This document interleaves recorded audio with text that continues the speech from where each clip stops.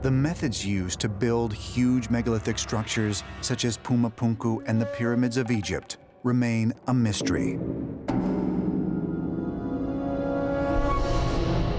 But what about the tools used to build them? Where are they? And might they provide a clue as to how these enormous stone structures were created?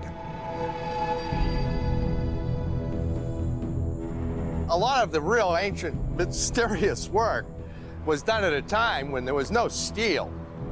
And the copper they had was, yeah, they could harden it by cold hammering it, but still wouldn't make a dent in rocks like basalt and granite. So they would have had to use, you know, much more laborious techniques, or they had some sort of advanced technology which escapes me. And I've been in the business 40 years.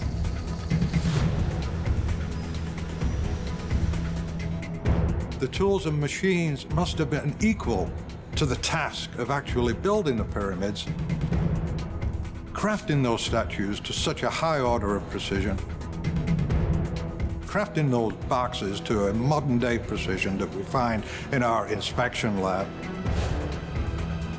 And the big question, where are the tools?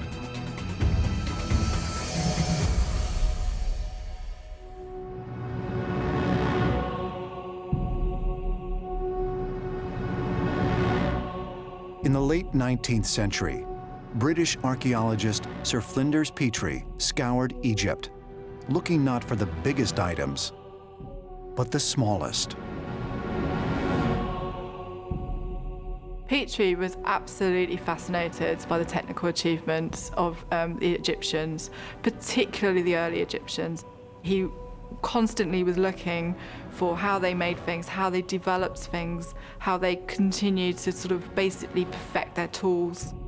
We're normally taught that the ancient Egyptians had simple tools, and what Petrie brought out is information that seems to actually argue against that notion.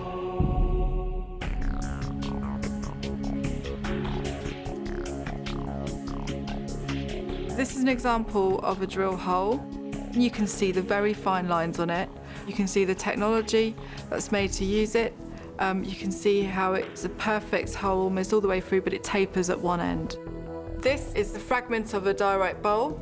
It's one of the hardest substances, and you can see on this fragment that there's a lathe mark, which is really interesting that they managed to make such a mark in such a hard material. Among all the tools discovered by Petrie, however, one stood out from all the rest. While working inside the Great Pyramid, Petrie stumbled across a tubular drill made of granite. Tubular drills amongst the ancient Egyptians were actually fairly common. I mean, Petrie found quite a few of them. The interesting thing about the one that he found in Giza is that such hard stone that was so carefully curved, precisely grooved. As you can see, it's got very, very fine markings on it, basically lines, literally a couple of millimeters apart. You can see it goes all the way around, very, very accurately, hardly any waves at all. He was absolutely amazed by this. He kept returning to it throughout his life. His theory was that the Egyptians must have had access to diamonds or some kind of jewel that would have cut it. The interesting thing about Petrie's theory about how these drill lines were made was that he never discovered any diamonds in ancient Egypt. So where were they? Where did they go? We don't know.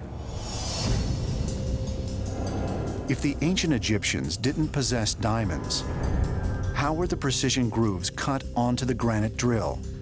Did Petrie accidentally discover a tool made by extraterrestrials?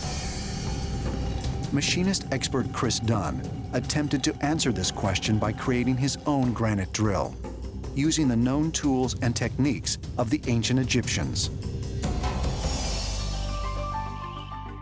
In order to test the Egyptologist theory about how the ancient Egyptians drilled into granite, I took a tube and a fixed a crank on it and actually used sand and silicon carbide. And after many hours of turning and drilling into this piece of granite, finally got deep enough that I could actually pop a core out. And the reason for that was to actually look at the surface, not just of the hole, but of the core. The next step was to use a high-tech industrial microscope to compare his drill core to a latex copy of the one at the Petrie Museum.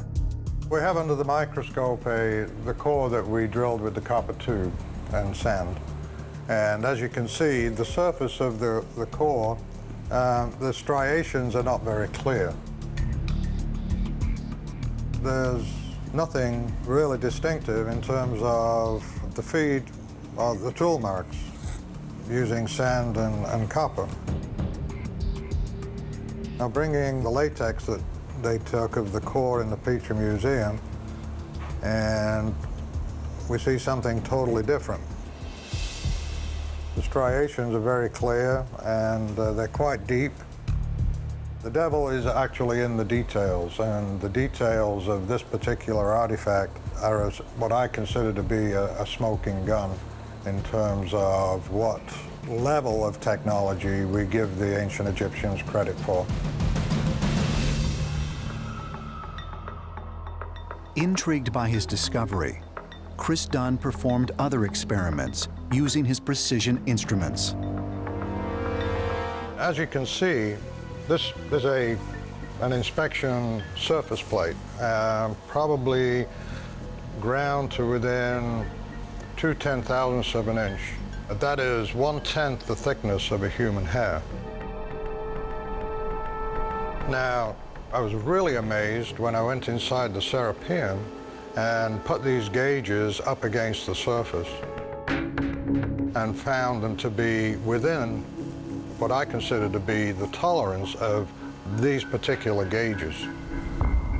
If you would put a piece of paper under one edge of that blade, just a piece of paper, you begin to see that there would be light leaking through.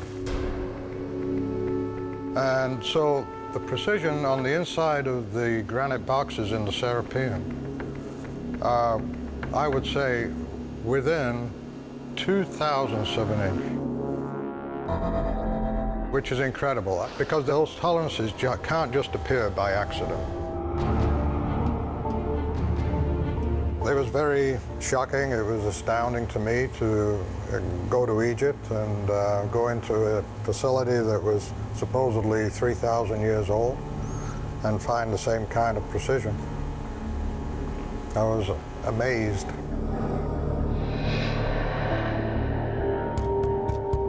I've seen evidence of the carvings on granite done in Egypt, and they did it with little shards of quartz. I believe they would have just scratched away the stone with that. That's one possibility. But I mean, that's a heck of a lot of work to do that. I mean, we're talking somebody would devote years to doing something like that. But here is my point. Here we have a real-life stone cutter. You see this, and there's like smoke coming out of your head. Let's put it this way. I had a client come in and ask me to do that. I wouldn't do it for any amount of money because I'm not going to waste my life trying to replicate that.